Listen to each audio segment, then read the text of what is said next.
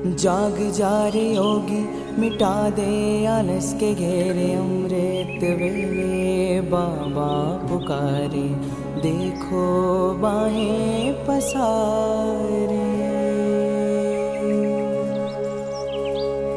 बाबा प्यार तुम्हारा अमृत वेले उठाता, मोहिनी रात में मुझे जगाता।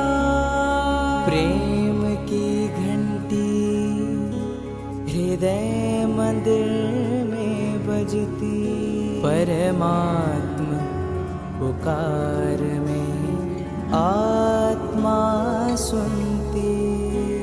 नींद पर होती योग की विजय, माया के होते सहज पराजय। आराम नहीं मिलन चाहती, बाबा संग आत्मा खिल जाती।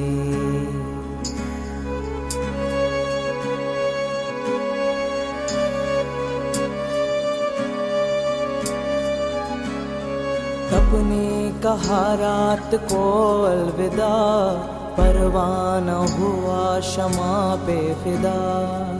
समय से पहले बाबा जगाते, नयन खुलते ही मिलन कराते। प्रेम में भीगा मन संकल्प मुस्काते, माया के बंधन स्वयं कट जाते। ठंडी गर्मी बारिश अब तप के साथी, मौसम की मार अब ना डराती। सोना अब आराम नहीं माया है, नींद अब अमृत नहीं विष का साया है। कमाई नहीं ये ऊर्जा की चोरी है, सुस्ती की धुन में बजी माया की लुरी है।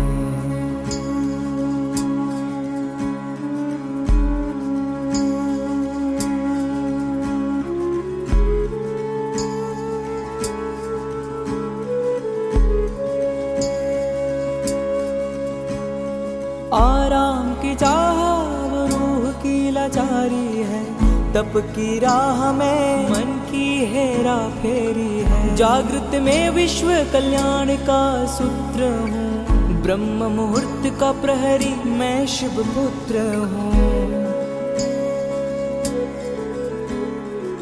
सकल विश्व को तप से भरता, अमृत वेला में तपस्वी जलता।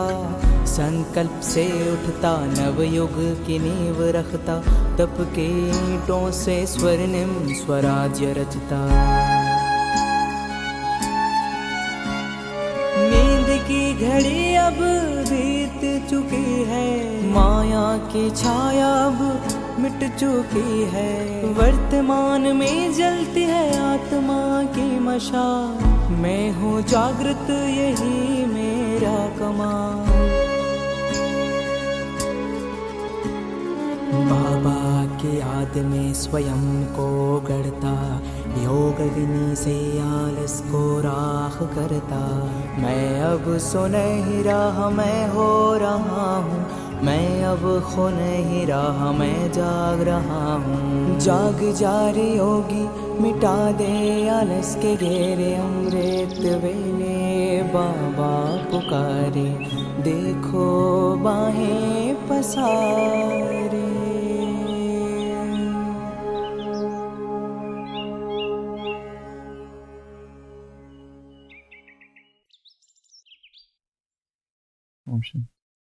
असहनीय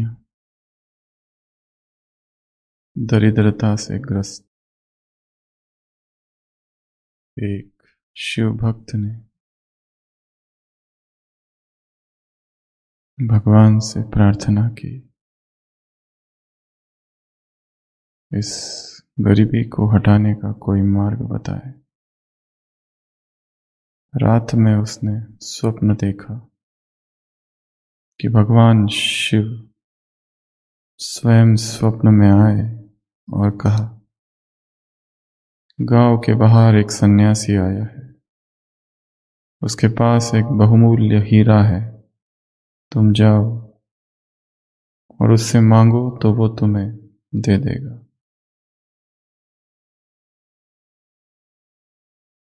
सपना टूटता है, वो व्यक्ति बेचैन हो जाता है, कब सुबह होगी और कब मैं जाऊंगा और कब वो हीरा मुझे मिलेगा और कब मेरे जीवन की जो दरिद्रता है वो दूर होगी। सुबह उठता है तेजी से, भागा भागा गांव के बाहर पहुंचता है। वास्तव में वहां एक सन्यासी है और अभी ध्यान में बैठने ही वाला है। तो ये गरीब व्यक्ति उससे कहता है, मैं अत्यंत गरीब हूं और मैंने सुना है आपके पास एक अत्यंत बहुमूल्य हीरा है। वो सन्यासी कहता है, अच्छा वो हीरे का टुकड़ा, ये लो। अपनी झोली में हाथ डालता है और वो हीरे का टुकड़ा उस व्यक्ति को देता है। वो व्यक्ति आश्चर्यचकित होता है, इतना बड़ा हीरा, इतना बहुमूल्य, इतना चमत्कारी, चमकीला, आज तक उसने इतना बड़ा हीरा कभी देखा नहीं था और सोचता है संसार का शायद ये सबसे बड़ा हीरा होगा। वो हीरा लेकर भागता है, धन्यवाद करना भी भूल जाता है। उत्साह, खुशी, उत्तेजना, भागा भागा घर पहुंचता है। सोचता है अब गरीबी के दिन पूरे हुए।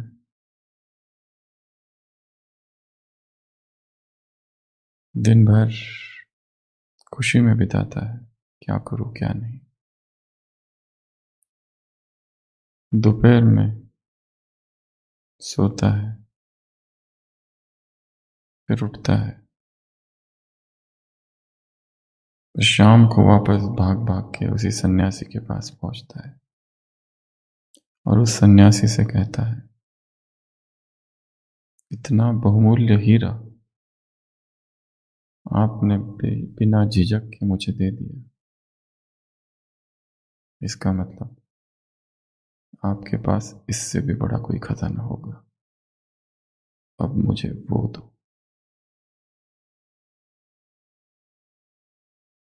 वो जो खजाना हृदय में छिपा है, अब मुझे वो चाहिए। वो कौन सा खजाना है जो हृदय में छिपा है और जो सबसे बड़ा है और जो सबसे बहुमूल्य, और वो पाने के बाद फिर और कुछ भी पाने की आवश्यकता नहीं।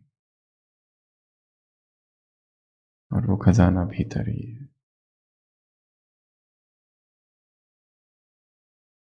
परंतु हम भूल गए हैं कि ऐसा कोई खजाना भीतर भी है, इसीलिए बाहर खोज कर रहे हैं। किसी व्यक्ति में, किसी वस्तु में, किसी स्थान में, किसी साधन में, किसी पद में, किसी प्रतिष्ठा में, किसी धन में। अंदर भूख है, तृप्ति नहीं, इसलिए खोज बाहर चालू है। ऐसा क्या किया जाए जो आत्मा तृप्त हो जाए।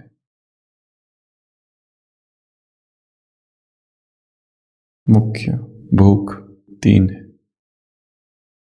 एक, नींद की भूख। दूसरी, काम विकार की भूख। और तीसरा, भोजन की भूख। इसलिए साधना केवल तीन ही है, ब्रह्म मुहूर्त अर्थात अमृत वेला, ब्रह्मचर्य, और तीसरा भोजन। भूख बनी ही रहती है।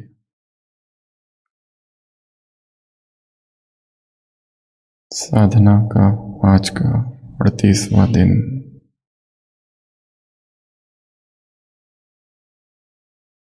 आज के बाबा के महावाक्य। सभी अमृत वेले दिल खुश मिठाई खाते हो। सेवाधारी आत्माएं रोज दिलखुश मिठाई खाएंगे तो दूसरों को भी खिलाएंगे। फिर आपके पास दिल शिकस्त की बातें नहीं आएगी। जिज्ञासु यह वह बातें नहीं लेकर आएंगे, नहीं तो इसमें भी समय देना पड़ता है ना। फिर यह टाइम बच जाएगा और इसी टाइम में अनेकों को दिलखुश मिठाई खिलाते रहेंगे। बस इतना ही है आज का। तो क्या सुना? दो बातें सुनी, एक दिलखुश मिठाई और दूसरा दिल शिकस्त की बातें। याद ही दिलखुश मिठाई है। परमात्मा याद। शास्त्रों में एक शब्द है सुरति। सुरति कहो, याद कहो, सिमरन कहो, रिमेम्बरेंस, सिमरन। जिस हृदय में परमात्मा याद है उसके पास दिलखुश मिठाई है, और जिसके पास परमात्मा स्मृति नहीं वहां कड़वाहट है, दिल शिकस्त की बातें हैं, उदासी की बातें। दिल शिकस्त की बातें कौन सी बातें हैं ये? दिल शिकस्त की। दिल शिकस्त अर्थात दुखी, उदास,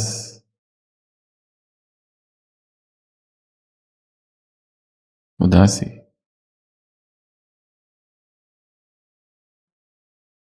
तो आज हम इसके विषय में चर्चा करेंगे। साइकोलॉजी में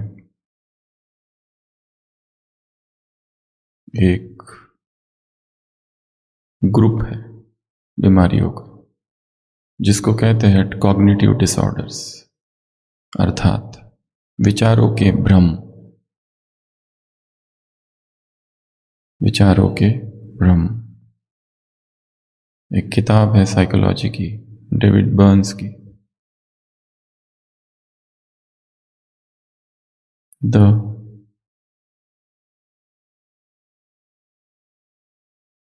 मूड थेरेपी,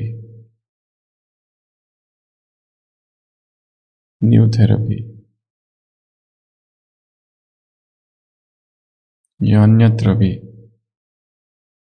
जो भी मनोविज्ञान की बातें हैं, किताबें हैं, ज्ञान है, उसमें 10 प्रकार के कॉग्निटिव डिसऑर्डर्स का वर्णन है। और ये सारी वही बातें हैं जो दुखी करती है, उदास करती है। तो आज हम वो 10 बातें देखेंगे। सबसे पहली, शुड्स एंड शुड नॉट, चाहिए और नहीं चाहिए। यह ऐसा होना चाहिए, वैसा होना नहीं चाहिए। नियमों को बनाया है और थोपा है अपने ऊपर, मुझे खुश रहना है। नियम बहुत अच्छा है, परंतु जीवन बहती नदी की तरह है। आज तूफान है, कल शांति होगी। समता, ये समता में रहना ही वास्तव में खुशी है। स्थिर रहना। नियम तो बना रखे हैं, कभी हम रोएंगे नहीं, पर इस नियम ने ही दुखी बना रखा है, क्योंकि यह नियम ऊपर से थोपा गया है। हम कभी उदास नहीं होंगे, यह नियम थोपा गया है।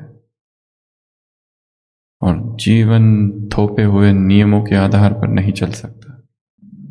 जीवन निरंतर बहती नदी है, कभी कुछ तो कभी कुछ तो कभी कुछ तो कभी कुछ, प्रवाह है।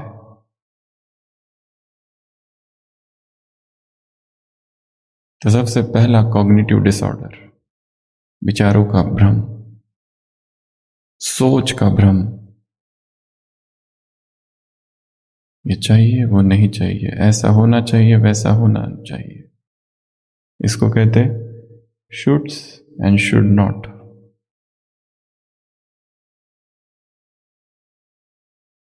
इससे भी स्वयं को मुक्त कर देना है।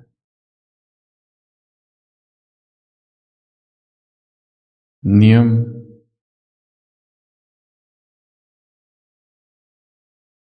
नियमों पर चिंतन करना है, मनन करना है। क्यों? जबरदस्ती नहीं, किसी ने कहा है करके।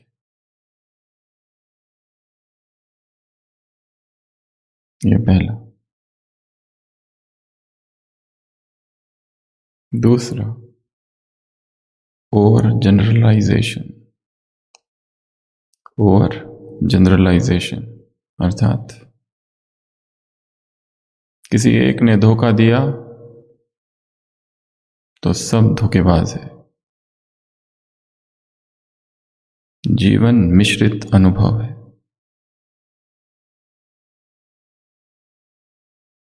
और घटना जीवन नहीं, घटनाएं आती है, घटनाएं जाती है। ओवर जनरलाइजेशन सबके लिए। किसी एक ने ऐसा किया तो ये सारे ऐसे ही है।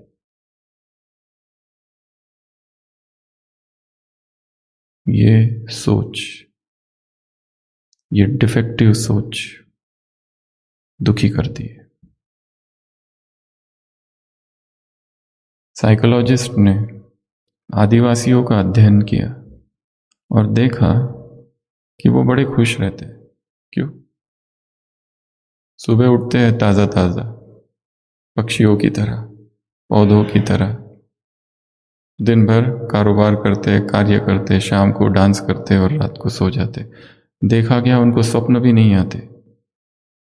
स्वप्न तो अधूरी कामनाएं हैं। भोले भाले लोग हैं।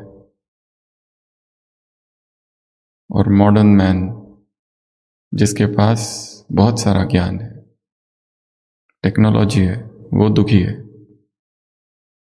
और ये जो गांव में आदिवासी, जहां पर टेक्नोलॉजी अभी पहुंची नहीं, एकदम किसी जंगल में घने भीतर रहते हैं, छोटा सा एक कबीला है। उनको पूछा गया क्या देखा स्वप्न में, वो कहते हैं कोई स्वप्न ही नहीं आता है।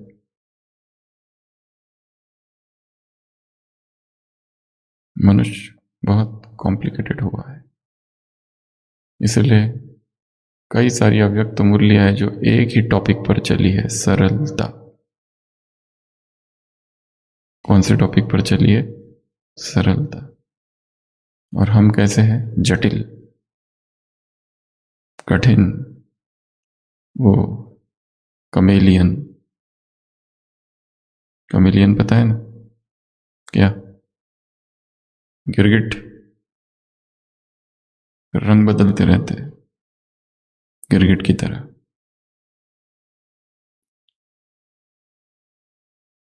फिर आपके पास दिल शिकस्त की बातें नहीं आएगी। रोज दिलकुश मिठाई खाएंगे तो। अमृत वेला ये मिठाई खाओ। अमृत वेला इस मिठाई को खाना है। रिव्यू करना है दिनचर्या को, देखना है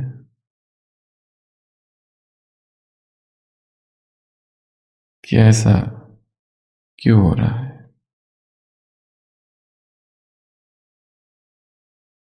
तो सबसे पहला बताया,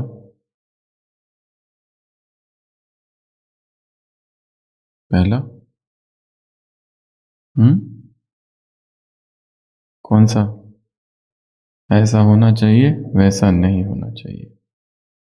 दूसरा, ओवर जनरलाइजेशन। तीसरा, मेंटल फिल्टरिंग। जो भी घटनाएं होती है उसको हम फिल्टर करते हैं, सारा पॉजिटिव निकालते हैं और जो निगेटिव है उसको पकड़ते हैं। ये किया, वो किया, ये किया, वो किया, अरे कुछ सीखा भी तो तुमने, उसको तो छोड़ ही दिया। और जो कुछ निगेटिव है उसको पकड़ते हैं, वो भी एक डिफेक्टिव थिंकिंग, उसको कहते हैं मेंटल फिल्टरिंग।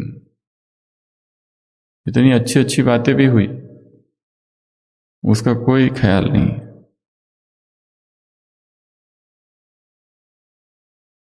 अगला, इमोशनल रीजनिंग। इमोशनल रीजनिंग, सबने आके हेलो किया, ओम शांति किया, एक ने नहीं किया। हम सोचते हैं जरूर ये मुझसे नाराज है।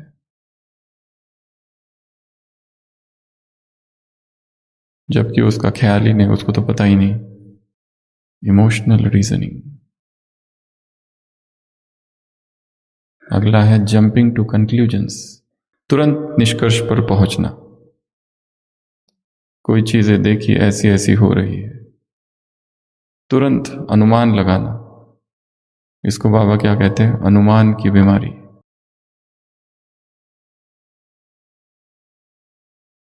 यह भी दुखी करता है। Guess work. अगला, मिनिमलाइजेशन एंड मैग्निफिकेशन।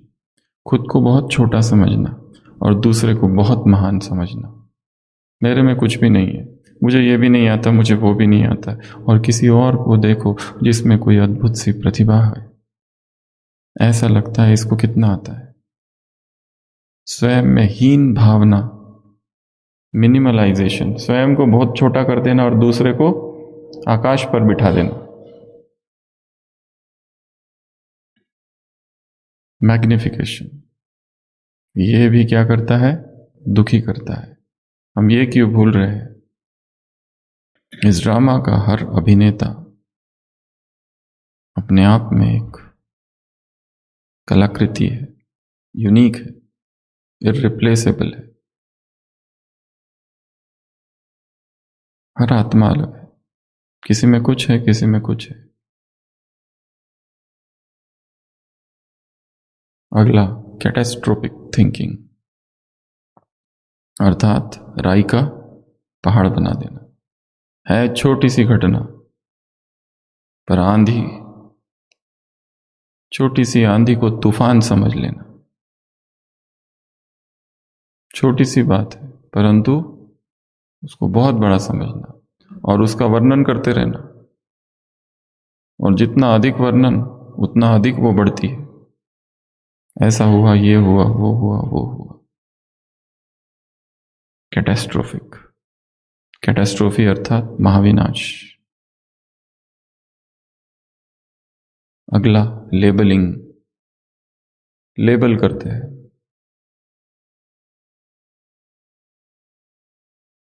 ये ऐसा ही है, इसने एक बार झूठ बोला था, ये झूठ ही बोल रहा है। ये हमेशा लेट आता है। एक बार कोई लेट आया, उसके ऊपर एक लेबल चिपका दिया है कि ये ऐसा ही है, परमानेंट लेबल। जबकि वो बदल चुका है। जो 10 साल पहले अनुभव था, हम उसी को पकड़ के हैं अभी तक, ये ऐसा है। जबकि वो कहां से कहां निकल चुका है। हर एक व्यक्ति अपनी व्यक्तिगत यात्रा में आगे बढ़ रहा है। हर व्यक्ति कुछ ना कुछ तो सीख ही रहा है, जाने अनजाने में। हर अनुभव उसे परिपक्व बना रहा है।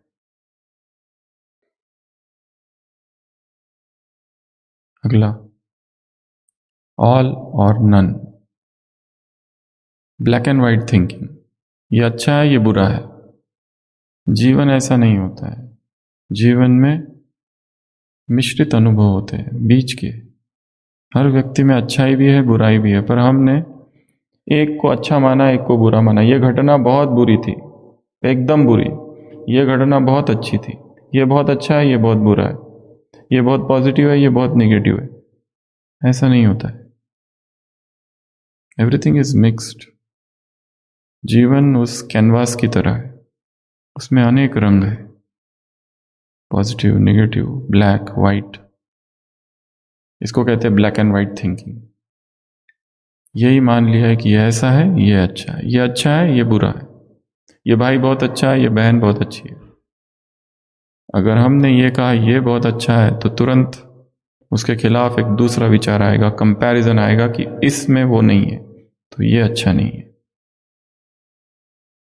इसको कहते हैं ऑल और नन थिंकिंग। अगला, पर्सनलाइजेशन। हर बात को क्या लेना है, क्या ले लेते हैं, पर्सनल। ये जो तुमने क्लास में कहा ना, जरूर मुझे देखकर कही थी ये बात, सही बताओ, इसलिए कहा था ना। ये बहन जी ने जो मुरली में आज जो कहा ना, मुझे तो पक्का है कल से क्लास बंद, क्योंकि वहां बैठकर हम तो कुछ बोल नहीं सकते। ये हमारे लिए ही था, ये बिना नाम लिए हमारी बेइज्जती। पर्सनलाइजेशन, हर बात को क्या ले लेना, पर्सनल। उसको पकड़ना, उस पर मनन चिंतन करना, अमृत वेला, उसको और अंदर घुसने देना, उसको पर्सनल बना देना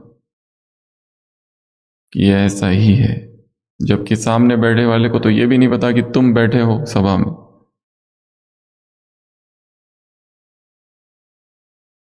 उसको तो कुछ याद नहीं आ रहा था, अपना भाषण रटा हुआ, इसलिए वो बोल दिया।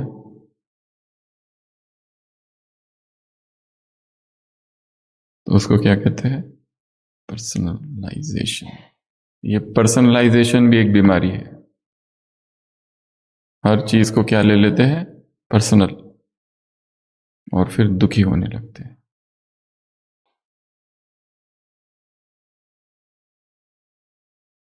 तो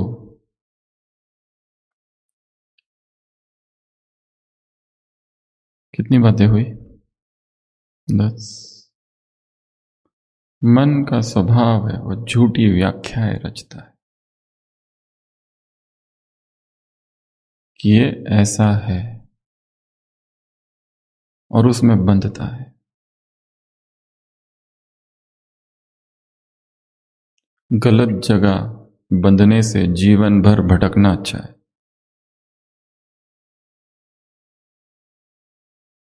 भटकते भटकते कम से कम कभी ना कभी तो सच का ठिकाना मिल ही जाएगा।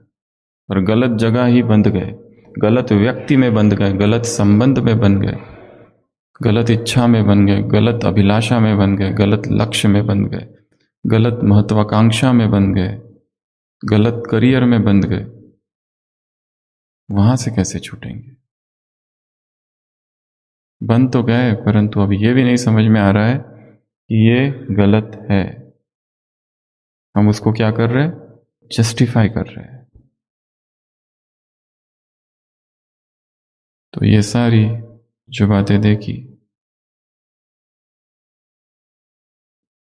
10, कौन कौन सी। सबसे पहला, shoulds and should nots, have and have nots. जो भी नियम हमें बनाना है जीवन का, चाहे भोजन का, चाहे अमृत वेले का, जबरदस्ती वो ना बने, नहीं तो वो लंबा समय नहीं चलेगा।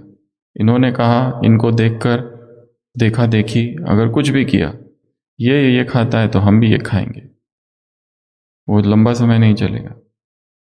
विचार, चिंतन, गलत आदत है तो उस पर सोचो और फिर हटाओ। अगर सही आदत है तो अभ्यास को और गहरा करो। तो सबसे पहला, हैव्स एंड हैव नॉट्स। अगला, ओवर जनरलाइजेशन, सबके ऊपर एक ही चीज मत। जीवन अलग अलग अनुभव है। कोई एक व्यक्ति ने धोखा दिया, जरूरी नहीं है कि सभी धोखा देंगे। अगला, मेंटल फिल्टरिंग, क्या करते हैं? फिल्टर करते हैं। पॉजिटिव को हटा के जो नेगेटिव है उसको पकड़ते हैं। 10 लोग आए, 10 ने तारीफ की, उसका कोई विचार नहीं, कोई ख्याल नहीं। एक आया, उसने निंदा की, उसकी जैसे उसके इंतजार में थे हम, झपट के उसको पकड़ा और गले लगाया। व्यक्ति को नहीं, बात को। और दिन रात उसके ऊपर सोचते रहे और दुखी होते रहे, इसने मुझे ऐसा कहा। इसको क्या कहते हैं? Mental filtering. अगला, इमोशनल रीजनिंग्स।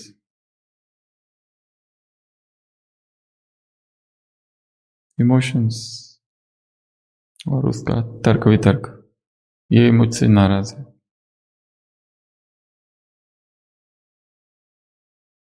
इन्होंने सबको दृष्टि दी, मुझे नहीं दी जानबूझकर।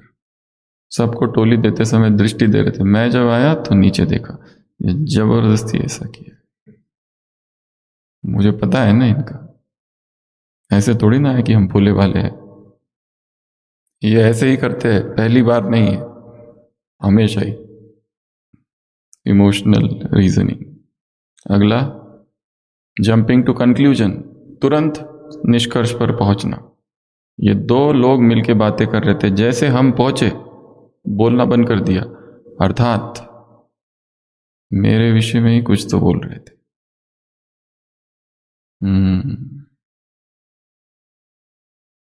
Jumping to conclusions. अगला, मिनिमाइजेशन और मैग्निफिकेशन। खुद को बहुत ही छोटा समझना, मैं तो कुछ हुई नहीं, मुझे कुछ आता ही नहीं। अगर कोई तारीफ भी करे, एक वो है विनम्र भाव, पर एक है इतनी हीन भावना है भीतर कि हम स्वीकार ही नहीं करते कि हम में भी कुछ योग्यता है। और दूसरों को, बाप रे, हमसे तो नहीं होगा ऐसा।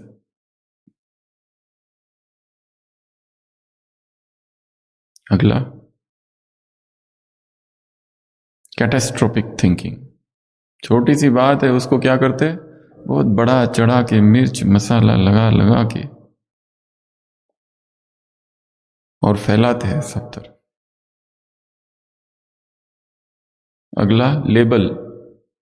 लेबल लगा देते हैं कि ये जो है ना, ये ऐसा ही है, ये बहन ऐसी ही है, अरे वो बदल चुकी है, ये भाई जो है ना ऐसा ही है। फिक्स्ड फिक्स्ड हो गया है माइंड में। ये हम भूल रहे हैं, हर व्यक्ति अपनी यात्रा पर है, बदल रहा है, और आत्माएं अपने संपूर्ण स्वरूप की ओर बढ़ रही है।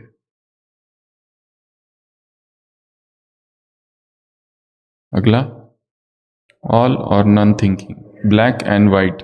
ये बहुत अच्छा है, ये बिल्कुल अच्छा नहीं है, फिक्स्ड कर दिया। ये अच्छे लोग हैं, ये बुरे लोग हैं, कोई अच्छा कोई बुरा नहीं होता है, सब में सब है। हमें जो अच्छा ही हमारा जिसमें मोह है वो व्यक्ति अच्छा ही अच्छा दिखते लगता है। हमारा जिसमें मोह है उसमें ढूंढ कर भी अवगुण नहीं दिखते। हमारा जिसमें मोह है वो हमारी सृष्टि का केंद्र बन जाता है, और जब उसी से धोखा मिलता है तो उसके जैसा बुरा आदमी इस दुनिया में कोई नहीं है।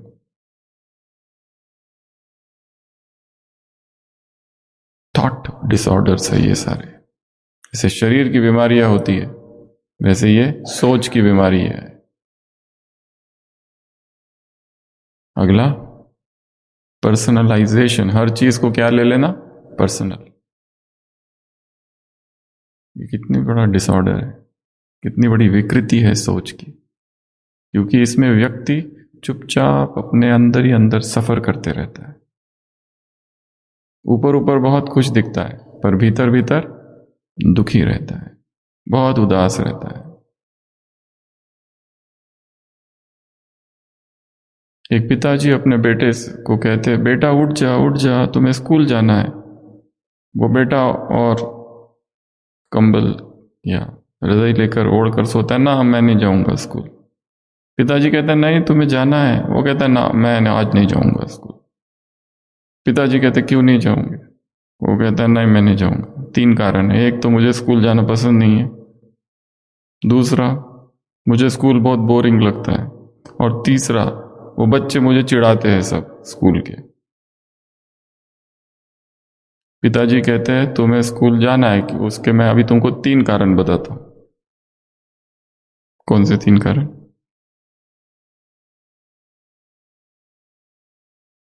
एक तो स्कूल में जाना तुम्हारी रिस्पॉन्सिबिलिटी है, दूसरा तुम्हारी उम्र अभी 55 वर्ष की है, और तीसरा तुम स्कूल के प्रिंसिपल हो।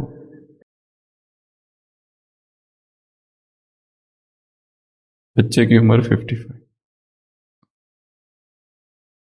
और वो प्रिंसिपल। वो भी दुखी है। क्यों दुखी है?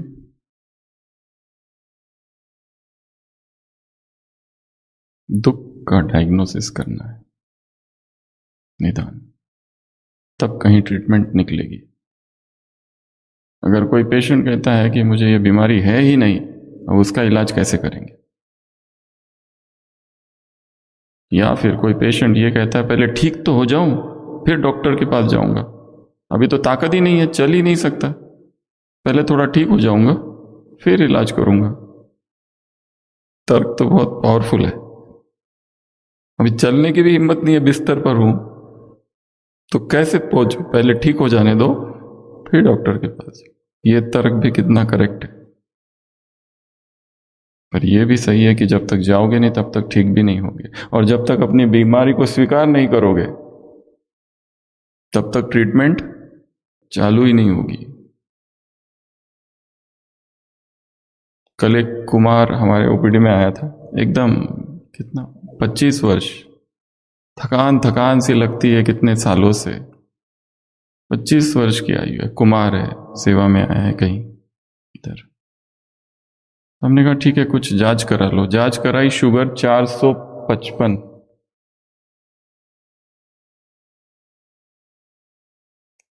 कभी जांच कराया? वो गांव में रहता है, गांव में कौन सी जांच? माँ बाप को कुछ, माँ बाप को वो तो कब के चले गए, उनको पता नहीं कौन सी बीमारियां थी, डायग्नोसिस का ही पता नहीं, और थकान थकान लगती है।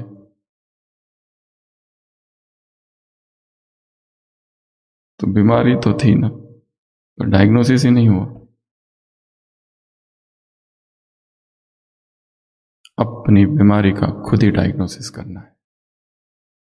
ये दुख है, ये मोह है, ये वासना है, ये लोभ है।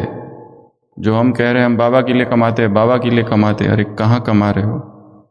ये नीड है ही नहीं, है तो ग्रीड है, जिसको हम समझते हैं और एक बिजनेस और एक बिजनेस और बढ़ाता हूं और बढ़ाता हूं। ये सब हमें तुम्हारा पैसा चाहिए ही नहीं। ये तो लोभ की विस्तार मात्र है बस। विकारों का डायग्नोसिस करना है, दिस, तब इलाज चालू होगा। साकार मूल्यों में आता है जब तक ये नहीं मानोगे कि तुम बीमार हो, दुर्गति हो गई है, सदगति कैसे हो गई होगी।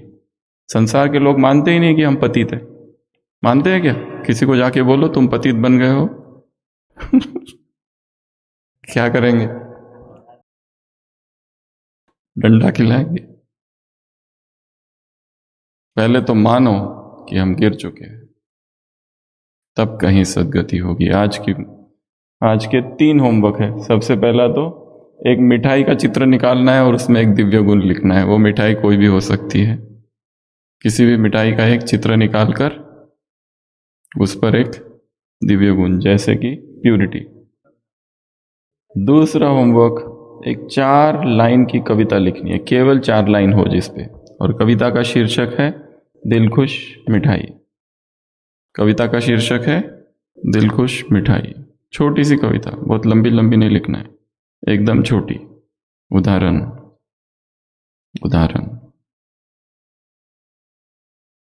क्या? दिल खुश मिठाई मुस्कान जगाए, हर मन में खुशियों के दीप जगाए, बाबा की याद से मधुर हो जाए, जीवन रस से सबको भर जाए। कुछ भी इस तरह से 4 लाइनें केवल। और एक दूसरा होमवर्क है आज का, दिल खुश मिठाई बांटनी है। अब जो यहाँ है वो नहीं, बाहर वालों के लिए, यहाँ वाले भी बांट सकते हैं। तो छोटी छोटी मिठाइयाँ, शक्कर ना हो उसमें, दूध ना हो, दो चीज़ें ना हो, खजूर वाले खजूर की या ड्राई फ्रूट्स की या फिर वो तिल गुड़ या तो नारियल, और वो छोटी छोटी जो मिठाइयाँ है उसको बांटना है। कहाँ बांटेंगे? छोटे बच्चों को। कहाँ मिलेंगे बच्चे? गार्डन में मिलेंगे, ग्राउंड में मिलेंगे, गरीब बच्चे, अनाथ आश्रम या तो स्कूल। और उनको कहेंगे ये बाबा की याद में बनी हुई दिलखुश मिठाई है। क्या कहेंगे उनको? ये बाबा की याद में बनी हुई दिलखुश मिठाई है, उनको बांटना है। तो ये आज मिठाई बांटने का प्रोग्राम करना है।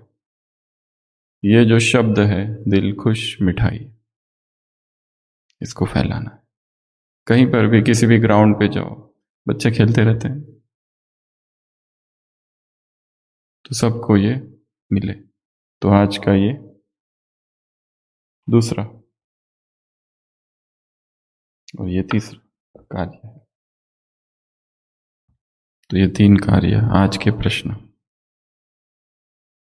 मुरली की डेट है 14/10/87, 14/10/87। पहला प्रश्न, एक भी संबंध की कमी नहीं करनी है बाबा के साथ। अगर एक भी संबंध कम हुआ, अगर उसको पति नहीं बनाया, तो द्वापर से जो पति मिलेंगे उनसे दुख मिलेगा। एक भी संबंध की कमी नहीं करनी है। एक संबंध भी भगवान से कम होगा तो कोई ना कोई उस संबंध से अपनी तरफ खींच लेगा। कोई ना कोई डैश उस संबंध से अपनी तरफ खींच लेगा। ऑप्शन है आसक्ति, वस्तु, माया, आत्मा। यदि भगवान को से एक संबंध की कमी रखी, यदि उसे बच्चा नहीं बनाया, तो जरूर कोई दिखेगा छोटा कुमार और उसको लगेगा इसको अपना बेटा बना लूं। एक माता के पास ऐसे ही एक कुमार आया मुंबई में और उसने कहा मुझे पुरुषार्थ करना है, तीव्र पुरुषार्थ करना है, ऐसा करना है, वैसा करना है। वो माता का बहुत बड़ा बंगला था, अकेली थी, उसको अपने पास रखा। फिर उसने कहा कि मुझे विदेश भी जाना है और पैसों की आवश्यकता है। उसने उसके लिए सब कुछ किया और फिर वो धोखा देके भाग गया, कभी आया ही नहीं वापस।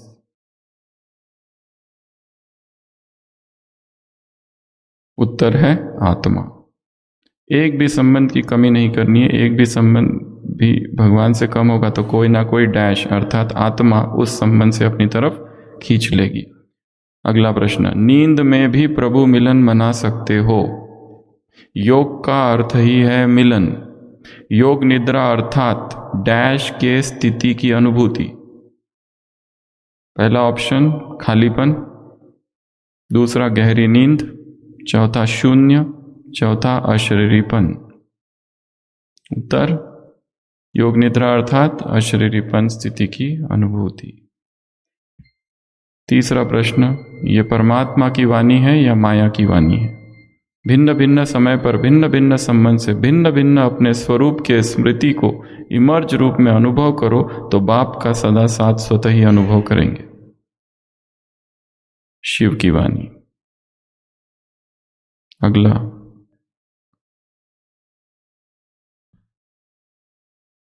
भिन्न भिन्न समय पर भिन्न भिन्न संबंध से भिन्न भिन्न अपने स्वरूप के स्मृति को इमर्ज रूप से अनुभव करो तो बाप का सदा साथ स्वतः अनुभव करेंगे।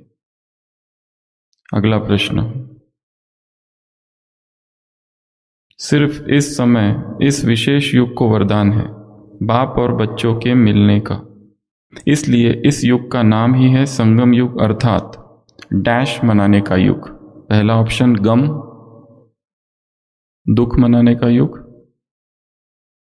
दिवाली मनाने का युग, मौज मनाने का युग, मिलन मनाने का युग। मिलन। अगला प्रश्न, अमृत वेले दिन का आरंभ होते बाप से मिलन मनाते मास्टर वरदाता से वरदान लेने वाली श्रेष्ठ आत्मा हो, डायरेक्ट भाग्य विधाता द्वारा भाग्य प्राप्त करने वाली डैश भाग्यवान आत्मा हो। अति भाग्यवान, कम भाग्यवान, पदम भाग्यवान, पद्मा पदम भाग्यवान। उत्तर है पद्मा पदम भाग्यवान। अगला, भिन्न भिन्न स्मृति स्वरूप को समय प्रमाण अनुभव करो तो बहुत विचित्र खुशी, विचित्र प्राप्तियों का डैश बन जाएंगे। गोदाम, मार्केट, सागर, भंडार। क्या बन जाएंगे? गोदाम, मार्केट, सागर, भंडार। उत्तर है भंडार।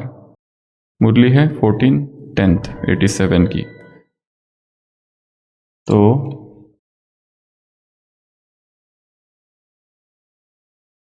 अभी तक हमारी टोटल कितनी मुरलियां हो गई? 690 ना,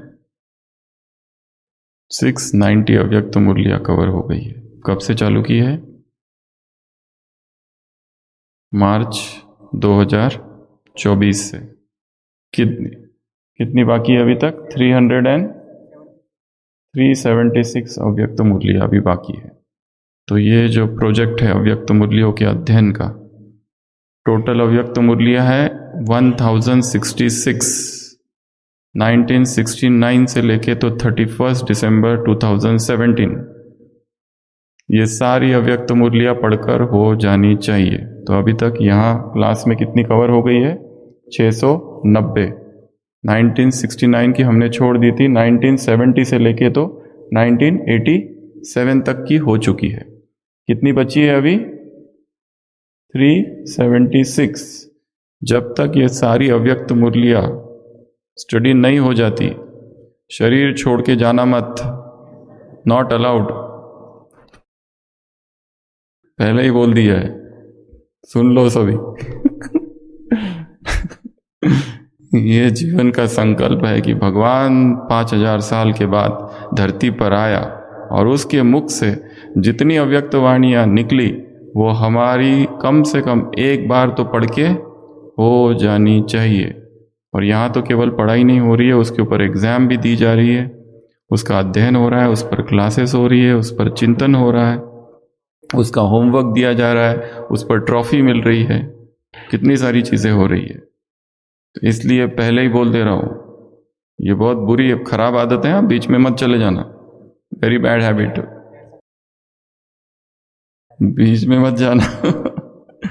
बाबा को बोल देना, बाबा जब तक ये मेरी पूरी अव्यक्त मुरलियां पढ़ के नहीं होती है, इसी शरीर में रखना, ठीक है? वादा? वादा। अच्छा, इसी मुरली में, ठीक है। तो बैड हैबिट है, जाना मत बीच में से, पहले बोल दिया। अगला प्रश्न, मुरली सुनते हो तो यह स्मृति रहे कि गॉडली स्टूडेंट लाइफ, अर्थात भगवान का विद्यार्थी हूं, स्वयं भगवान डैश लिए परमधाम से पढ़ाने लिए आए हैं। मेरे लिए, हमारे लिए, माया के लिए, बच्चों के लिए। किसके लिए? बच्चों के लिए ना। क्यों हमारे लिए नहीं आए? मेरे लिए। उत्तर है मेरे। अगला प्रश्न, भगवान के हम डैश है, इस स्मृति को स्वरूप में लाकर फिर सुनो तब अलौकिक नशे का अनुभव होगा। पहला ऑप्शन बाप। भगवान के हम कौन? टीचर, बच्चे, विद्यार्थी। उत्तर क्या है? विद्यार्थी। भगवान के हम विद्यार्थी, इस स्मृति को स्वरूप में लाकर फिर सुनो तब अलौकिक नशे का अनुभव होगा। अगला प्रश्न, सारे दिन के हर कर्म में बाप के साथ स्मृति स्वरूप बनते चलो, कभी भगवान का सखा व साथी रूप का, कभी जीवन साथी रूप का, कभी भगवान मेरा मुरब्बी बच्चा है, अर्थात पहला हकदार, पहला डैश है, सेवक, गुलाम, अधिकारी, वारिस। मेरा कौन है? वारिस। अभी ये जोड़ी लगानी है। अकेला या उदास अनुभव करो तो क्या करना है? पहला। दूसरा, थक जाते हो तो क्या करना है? तीसरा, कभी दिल शिकस्त हो जाते हो तो क्या करना है? ये 3 इस तरफ है, अभी 3 इस तरफ जोड़ी लगानी है। तो पहला ऑप्शन क्या था? अकेला या उदास अनुभव करो तो क्या करना है? माँ के रूप में गोदी में सो जाओ समा जाओ, एक। दूसरा, ऐसे सुंदर बच्चे रूप से खेलो, सखा रूप से खेलो।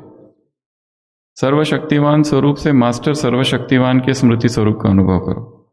तो जब अनुभव या उदास अनुभव करो तो क्या होगा? अकेला उदास अनुभव करो तो क्या करो? उत्तर, सुंदर बच्चे रूप से खेलो। अगला, थक जाते हो तो क्या करो?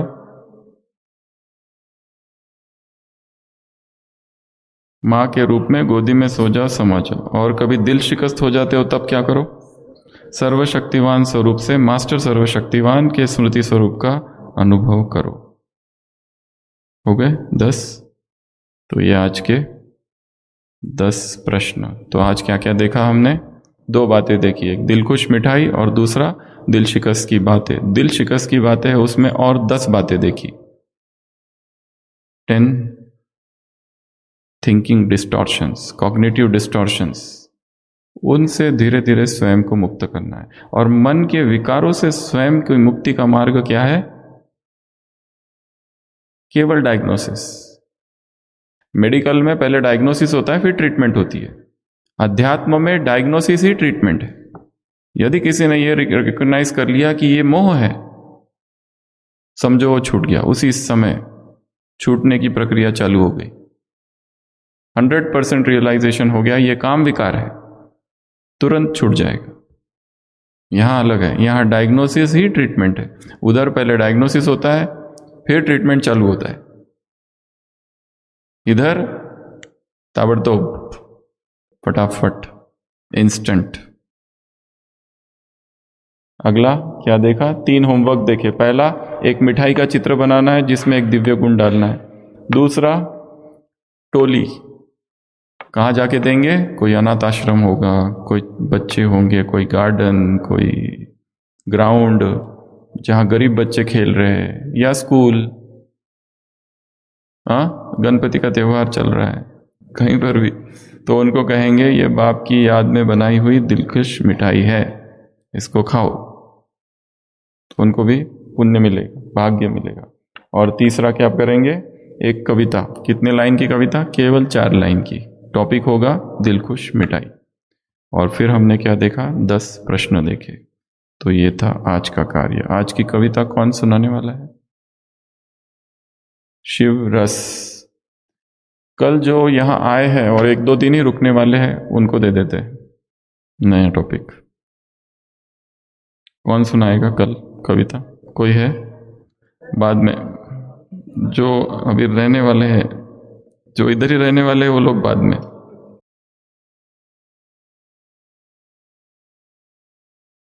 नई बहनें कौन आए हैं? हाँ, एक आनंद गान। कविता का टॉपिक आनंद गान। सेंटर की बहनें कोई है? हाँ, इधर भी है, दीदिया ही दीदिया है सब तरफ। तो इन दीदी का नाम मुझे पता नहीं, आपको दे देते। स्मृति में खरोच। स्मृति में खरोच। अगला और कौन सी दीदी है? योग अग्नि। तो 3 टॉपिक दिए हैं 3 दिन के लिए। और भी कोई है जो परसों रहने वाला है यहाँ 3 दिन के बाद? या कुमारों में से कोई है जो रुकेंगे 3 दिन के बाद? 3 दिन का तो दे दिया, उसके बाद है कोई? नहीं। तो आज का टॉपिक है शिव रस। ओम शांति। जैसे भाई जी पूछते हैं कि कौन रहने वाला है, तो आज तो पहले उन्होंने बता दिया टॉपिक दे के, तो हाथ किसी ने उठाया नहीं। और जब परसों हम लोग पहली बार क्लास में आए, हम भट्टी में आए हुए हैं, तो बाबू जी ने बिना टॉपिक दिए बता दिए, पूछा कौन रहने वाले हैं, मैंने हाथ उठा दिया। तो मैं आज यहाँ हूँ क्योंकि पता नहीं था टॉपिक मिलने वाला। तो बाबा की याद में कुछ पंक्तियां लिखी हैं, जोड़ी हैं साथ में। हमारे सेंटर से एक और बहन है, अनीता बहन, उन्होंने और मैंने मिलके जोड़ी हैं, क्योंकि कविता का कब का संकल्प भी नहीं आया जीवन में कभी कि लिखना होगा। तो शिवरस। संगम युग की शुभ वेला है आई, शिवरस पीने की जिसमें ड्रामा ने नूंद लगाई। सभी रसों में है श्रेष्ठ यह शिवरस, नारायणी नशे में ले जाता है यह स्नेह रस। जो आत्मा इस रस को पीना सीख जाती, वह आत्मा फिर दुख तकलीफ कभी नहीं पाती। शिवरस आत्मस्मृति दिलाता, आत्मा का सोया भाग्य जगाता। आत्मा जो विकारों में गिरकर बन गई थी तमो प्रधान, यह शिवरस बदल कर बनाता है उसे सतो प्रधान। इस रस में जो आत्मा है डूब जाती, स्वर्ग में वही अमर पद है पाती। शिवरस पीने का जब आता है चाव, प्रत्यक्ष होता है हमारा आदि का भाव, भावना और स्वभाव। शिवरस अंतर्मुक्ता का पाठ पढ़ा, एवर रेडी बनाता, सेवाओं में उमंग उत्साह बढ़ाकर ऑलराउंडर बनाता। यह शिवरस दिलाता है स्वराज्य, जिसके दम पर मिलता है फिर विश्व का राज्य। शिवरस पीने से जब चढ़ती है खुमारी, पुरुषार्थी बन जाता है निराकारी, निर्विकारी, निरहंकारी। ओम शांति।